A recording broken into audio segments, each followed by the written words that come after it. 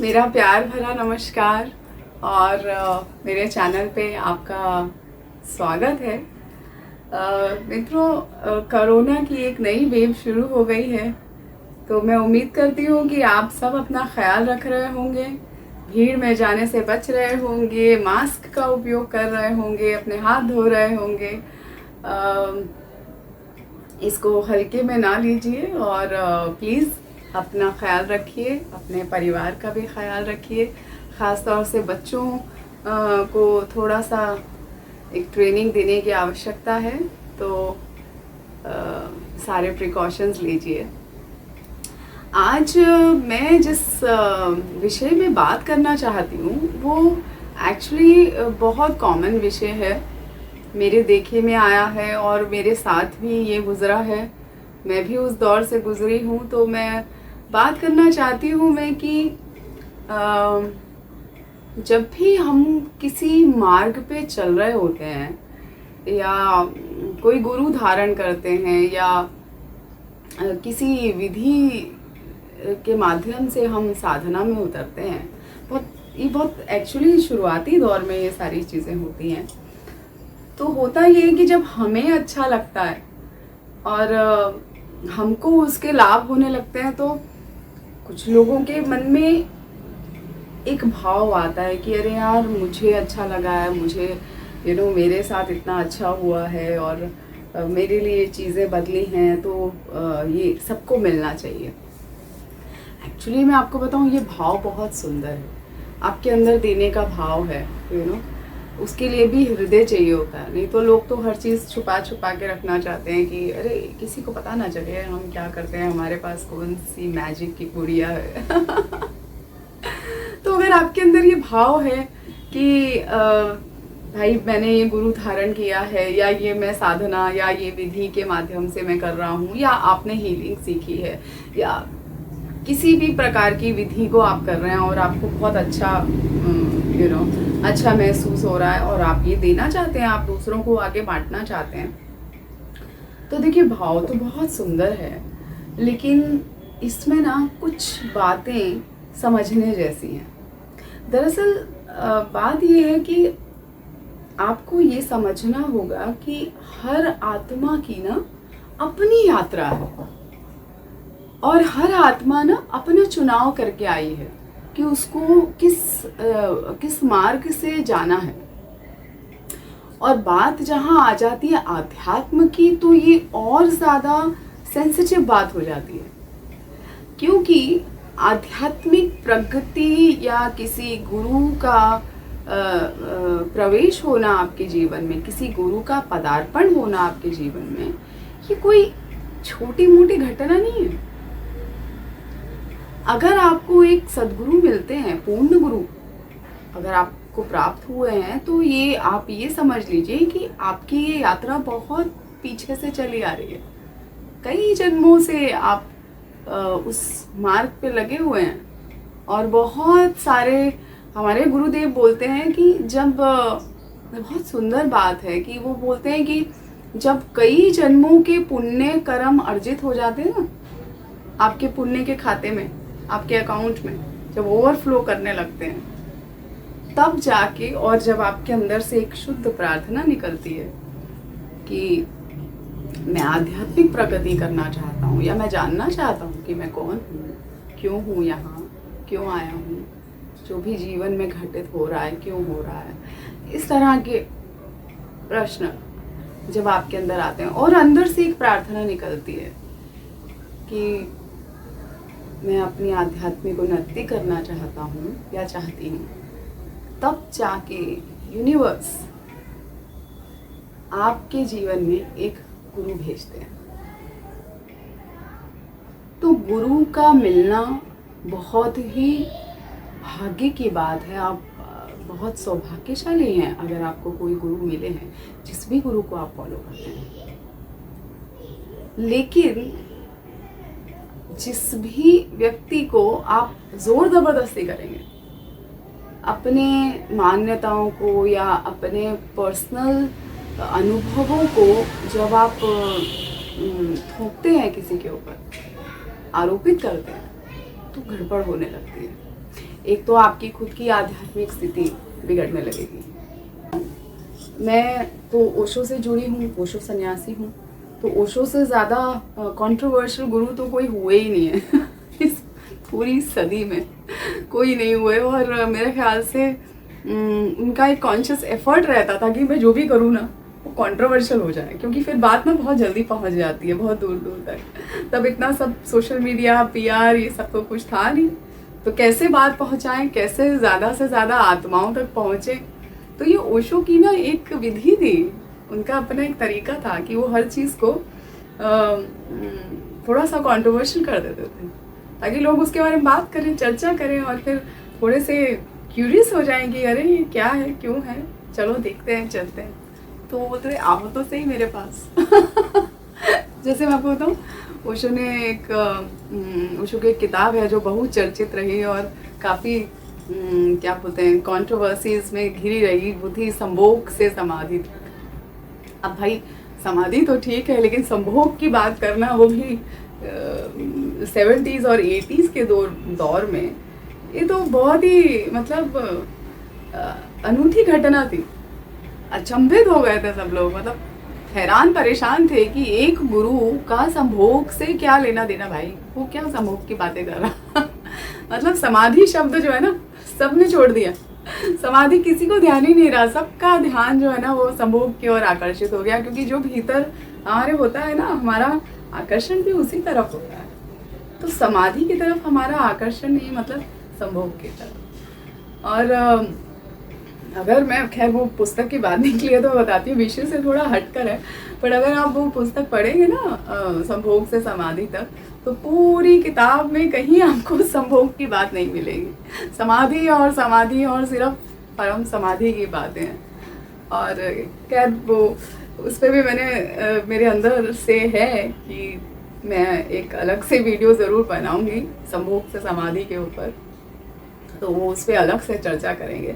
पर कहना मैं ये चाह रही हूँ कि अब जैसे मैं जब ओशो से जुड़ी और ओशो बहुत कंट्रोवर्शियल रहे, और खैर ओशो एक ऐसे व्यक्तित्व रहे हैं कि मेरे ख्याल से कोई भी अछूता नहीं रहा है उनसे, और ऐसा कोई नहीं है जो ओशो को नहीं जानता, मतलब उनका परिचय देने की ज़रूरत ही नहीं है, वो सूरज को दीपक दिखाने वाली बात हो जाती है। तो मैंने तो इतने बड़े बड़े सेलिब्रिटीज़ और इतने बड़े बड़े स्टार्स और इतने बड़े बड़े डायरेक्टर्स, प्रोड्यूसर्स और सबके साथ काम किया, और जहाँ पे भी ओशो की चर्चा निकली तो लोगों ने कहा अरे हाँ हाँ हाँ हमने सुना है, हमने उनकी किताब पढ़ी है, या मैं उनके आश्रम में गया हूँ, एक बार गया था। और कोई तो ये भी कहता है कि मैं एक बार मिला था उन्हें, मैं बहुत छोटा था, मैंने उन्हें मिला था। तो जब मैं नई ओशो में गई थी तो मेरे तो बहुत मतलब हीटेड आर्ग्यूमेंट हो जाते थे। वो बोलते ना अधजल गगरी छलकत जाए तो ओशो को लेके ना बहुत मतलब मेरे अंदर कोई अगर ओशो के अगेंस्ट बोल देता था तो मुझे बहुत गुस्सा चढ़ जाता था, और मैं बहुत मतलब आर्ग्यू करती थी, और इस कदर आर्ग्यूमेंट हो जाता था कि सामने वाले से रिश्ता ही खत्म हो जाता था कि भैया आप तो तुम्हें शक्ल ही नहीं देखनी मुझे लेकिन समय के साथ जैसे जैसे आपकी आध्यात्मिक उन्नति होने लगती है, आपको समझ में आने लगती हैं चीज़ें, और आपके दृष्टिकोण का भी एक विस्तार होने लगता है, आपकी समझ गहरी होने लगती है चीज़ों के प्रति। तो जो ये हमारी खुद की धारणाएं हैं या अनुभव हैं, इनको किसी को आरोपित मत कीजिए। हाँ, प्रचार करना, प्रसार करना, इसमें कोई बुराई नहीं है। इनफैक्ट ये तो आप यूनिवर्स का एक बहुत अच्छे कार्य से जुड़ रहे हैं कि आप आध्यात्म का या ध्यान का प्रचार प्रसार कर रहे हैं। लेकिन प्रचार प्रसार कैसा होना चाहिए? निरासक्त होना चाहिए, उसमें कोई आसक्ति ना हो। आपने कह दी बात कि ऐसा ऐसा है, ये ध्यान है और यहाँ हो रहा है, ये समय है, उभीति जिसको बोलते हैं, एक मराठी में शब्द है कि जानकारी। आपने वो मराठी मतलब वो आपने भीति दे दी, जानकारी दे दी, इंफॉर्मेशन दे दी, बस आपका काम वहीं तक है। अब जो आत्मा तैयार हो गई है ना वहां तक पहुंचने के लिए, वो आत्मा अपने आप आ जाएगी और भागी भागी आएगी। मैं आपको बताऊं, मैं समर्पण ध्यान से जुड़ी हूँ, जो मेरे हिमालय के गुरु हैं, जो जीवंत गुरु हैं, समर्पण मार्ग में मुझे याद नहीं पड़ता, मुझे मेरे ख्याल से 15 साल से ज़्यादा ही हो गए होंगे, हज़ारों हज़ारों हज़ारों लोग मेरे माध्यम से समर्पण में जुड़े और मुझे याद भी नहीं है कि भाई वो मेरे माध्यम से जुड़े, कैसे जुड़े। अब जब हम प्रचार प्रसार करते थे तो जब 8 दिन का हमारे गुरुदेव का शिविर होता था तो हम पर्चे लेकर मतलब गली गली, कूचे कूचे में और घर घर में और झोपड़ों तक में हम लोग, स्लम एरिया, हर जगह हम लोग ध्यान का प्रचार प्रसार करने जाते थे, क्योंकि निःशुल्क है तो कोई भी आ सकता है, कोई भी कर सकता है। बहुत सहज रूप में हमारे ये शिविर होते हैं। तो हम जगह जगह प्रचार करते, रास्ते में रोक रोक के लोगों से बातें करती थी मैं।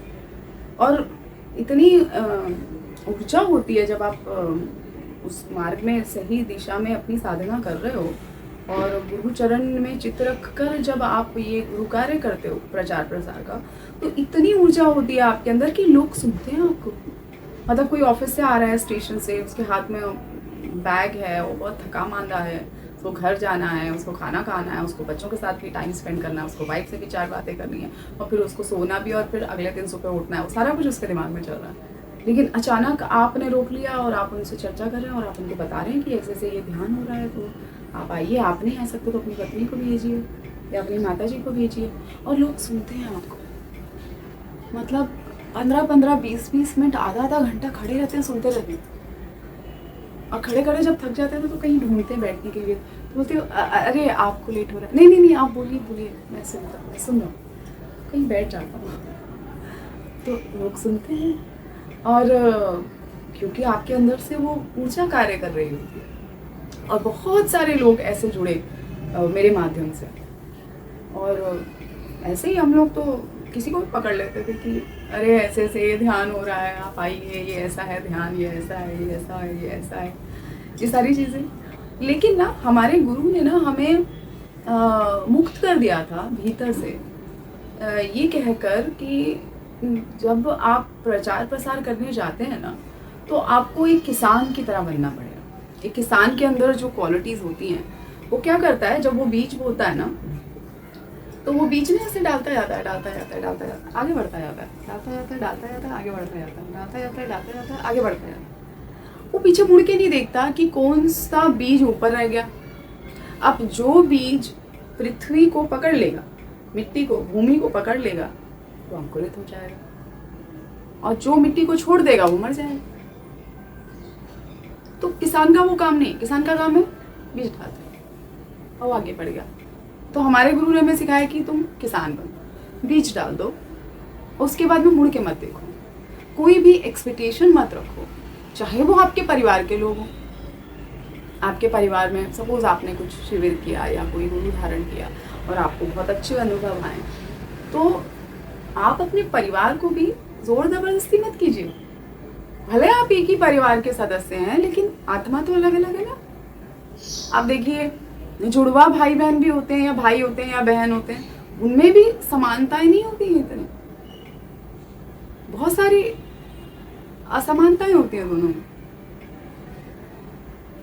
तो फिर आप तो परिवार की बात कर रहे हैं, और फिर अब जब आध्यात्म की बात आ गई तो ये तो बात ऐसी है कि हर आत्मा की अपनी जर्नी चल रही है। आप पहुंचे हैं, बहुत अच्छी बात है, आप जानकारी दीजिए कि ऐसा है, ये है, वो है, मेरे को अच्छा लगा।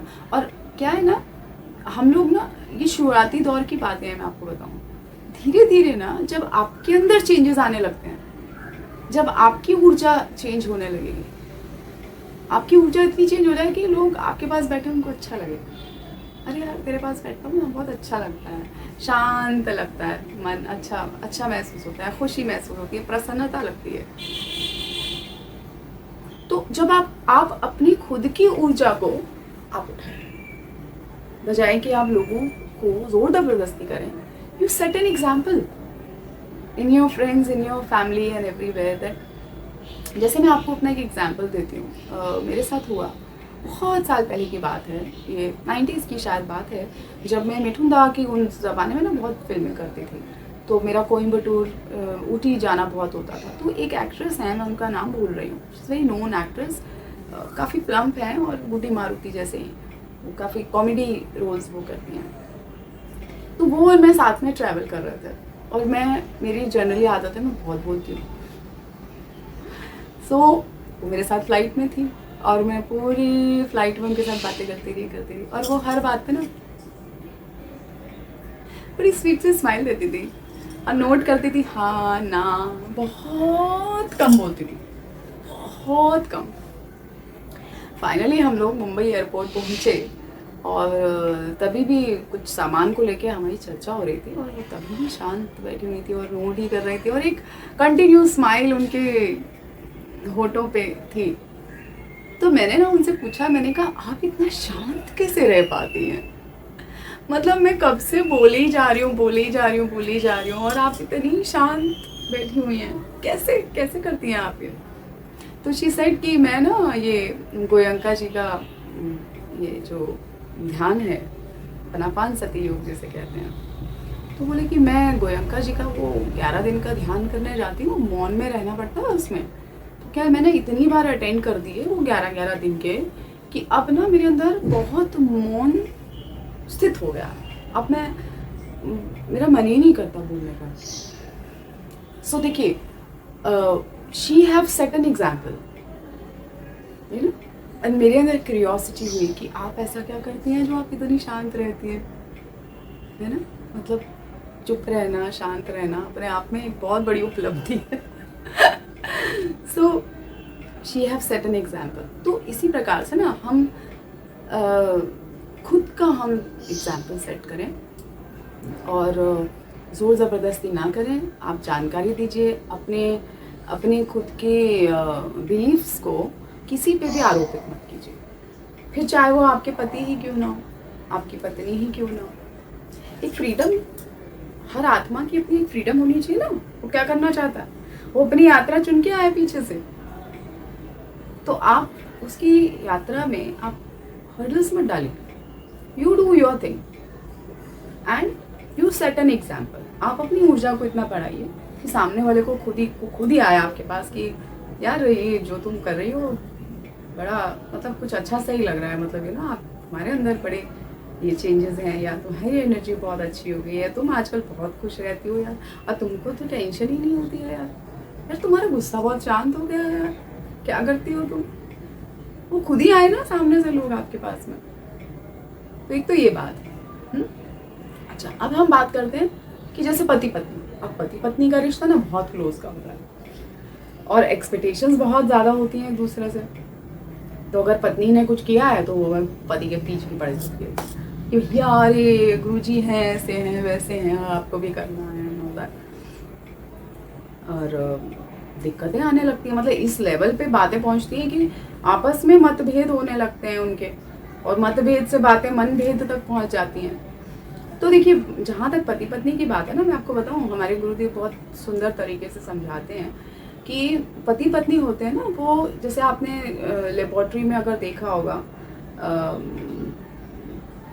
एक ना यूट्यूब जैसे होती है, कांच की बनी ना यूट्यूब होती है। यहाँ से अगर आपने पानी डाला, 100 ml पानी डाला तो 50 ml ना अपने आप इस तरफ चला जाता है, ऐसी वो होती है, ऐसी यू शेप में, राइट? तो पति पत्नी होते हैं ना, वो एक यूट्यूब की तरह होते हैं। तो अगर पत्नी ध्यान कर रही है या पत्नी किसी विधि से अपनी साधना कर रही है, तो वो अपनी साधना करती रहे चुपचाप। पति को जोर जबरदस्ती मत कीजिए। अगर वो नहीं आना चाहते हैं तो आप अपनी ऊर्जा को बढ़ाते जाइए, क्योंकि दोनों का एक सहवास होता है, शारीरिक लेवल पे मिलते हैं। तो जब मिलते हैं, सहवास होता है, तो ऊर्जा का आदान प्रदान होता है। तो जब आप अपनी ऊर्जा अच्छी करेंगी और जब आप दोनों एक होंगे, तो आपकी ऊर्जा ऑटोमेटिकली आपके हस्बैंड में ट्रांसफर होगी। समझ रहे? और अगर हस्बैंड ध्यान कर रहे हैं और पत्नी इंटरेस्टेड नहीं है, तो ठीक है, आप अपना ध्यान कीजिए, आप अपनी स्थिति को अच्छा करते जाइए, अपनी ऊर्जा को बढ़ाते जाइए, अपनी फ्रीक्वेंसी को बढ़ाते जाइए। और आप जैसे जैसे आप बढ़ा, क्योंकि आपने अगर सपोज करो आपने 70% बढ़ा ली अपनी ऊर्जा, तो वैसे भी वो 70% आपके पास रहने वाली नहीं है, 35% ऑटोमेटिकली आपकी वाइफ को शिफ्ट होने वाली है। डबल मेहनत करनी पड़ती है इसमें। सो आप पत्नी को मत बोलिए, आप अपनी ध्यान साधना करते रहिए और धीरे धीरे ऐसे बहुत सारे केसेस हैं, मैं खुद पर्सनली जानती हूँ कि किसी मार्ग पे पत्नी चल रही थी या पति चल रहा था और एक जो है उसके विपरीत था और समय के साथ वो खुद ही इस मार्ग में आ गए। तो एक ये बात है कि हस्बैंड वाइफ भी जो है ना, एक दूसरे को ज़बरदस्ती मत कीजिए। मैं तो कहती हूँ कि इनफैक्ट बच्चों के साथ भी ज़बरदस्ती नहीं करनी चाहिए। हर आत्मा की ना अपनी एक स्वतंत्रता है। आपका एज माता पिता आपका काम ये है कि आप उसे अच्छे संस्कार दो, अच्छा माहौल दो, अच्छी पढ़ाई की सुविधा दो, उसको अच्छा खान पान दो, उसको न्यूट्रिशियस फूड दो, उसको अच्छी सराउंडिंग्स, एम्बियंस और अपब्रिंगिंग्स दो उसको। बाकी वो ज़बरदस्ती नहीं करनी चाहिए, क्योंकि वो भले ही आपका पुत्र या पुत्री बन के आया है, लेकिन वो है तो आत्मा ही ना।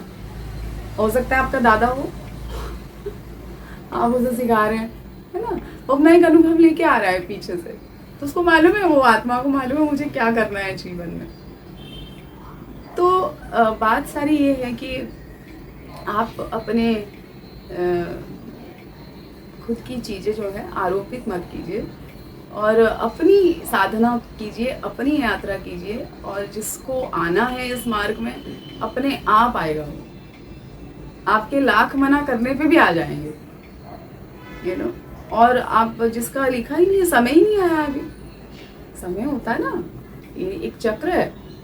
तो जब आपकी आध्यात्मिक प्रगति का समय आता है तो अपने आप वो व्यक्ति पहुंच जाएगा। तीसरी बात मुझे आपसे ये करनी है कि हर आत्मा का ना अपना गुरु तय है, निश्चित है। वो किस गुरु के माध्यम से जागृत होगा, वो बहुत लंबा चक्कर होता है। तो ऐसा कोई ज़रूरी नहीं है कि अगर आप फॉलो कर रहे हैं तो आपका हस्बैंड भी फॉलो करेगा, या हस्बैंड फॉलो कर रहा है तो वाइफ भी उसी गुरु को फॉलो करेगी। तो हर आत्मा की ना अपनी यात्रा, इस यात्रा में आप किसी को रोकिए टोकिए मत। आपको आनंद आ रहा है ना, आप आनंद लीजिए। और ऐसे लोग जो मतलब ऐसे हस्बैंड्स या ऐसी वाइफ्स जिनके वाइफ्स या हस्बैंड्स या जिनके मदर्स या कोई भी अगर वो कर रहे हैं और आपको इंटरेस्ट नहीं है, तो आप भी उन्हें रोकिए मत। आप भी एक जो वो कार्य कर रही हैं जिसमें उनको आनंद आ रहा है, तो उनको आनंद लेने दीजिएगा। किसी की यात्रा में बिल्कुल इंटरफेयर मत कीजिए।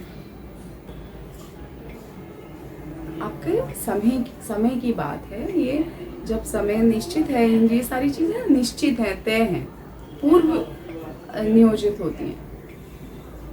तो आप अपनी साधना कीजिए और अपने आनंद में रहिए। और जिसको जिस आनंद में रहना है, अगर उसे संसार में ही अभी मजा आ रहा है तो दिक्कत क्या है, ले लेनी चाहिए ना संसार का भी मजा। आपका चित्त अगर संसार से हट गया है और आपका मन करता है कि आप साधना करें या आप अपनी आध्यात्मिक उन्नति करिए, तो आप करिए, उसको अपनी मौज लेने दीजिए। तो पहले आप खुद पहुंचिए, खुद साधना कीजिए, और जब आप पहुंच जाएं तो फिर आप इसका विस्तार कीजिए और बहुत सहज रूप से, नो जोर नो जबरदस्ती। हाँ चलिए आज के लिए इतना ही। हरिओम।